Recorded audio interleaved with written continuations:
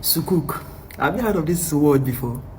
If you're in Nigeria, it's most likely that you must have heard of it, because either you must have heard of somebody talking about the recent investment by the federal government, or it is that you've seen it on the road, like all those signboards that will say Sukuk 4, Sukuk 5. Yes, so it is another way for you to invest. So I bring you good news today, but let me break it down for you guys.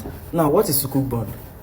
Think of your Jaiz Bank, Islamic bank that does not do traditional interest when you bank with them. They more of do profit sharing. That is what Sukuk is. So Sukuk is a non-interest investment option that is usually offered by the federal government. Maybe when they want to build road, or maybe when they have deficits in they want to build hospital, any infrastructure. Basically, the government can raise fund by offering Sukuk bond.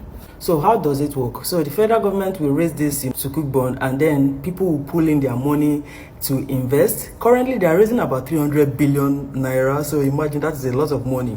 But the good thing for you and I is that you can invest as low as 10,000 naira to even 100 million, whichever one you have, you can invest in it. And Sukuk bond is for 10 years. So you know that once you invest, you can decide to lock in your money for the next 10 years. Or the good thing again is that you can always decide to resell it when maybe you are tired. And one thing you need to note is that your interest is being paid 6 months, every 6 months for the next 10 years. So if you invest 10,000 naira, because the current interest rate for the one available right now is 19.5%. Treasury bills is usually like the base for most investments, especially when it comes to the government, the economy of Nigeria.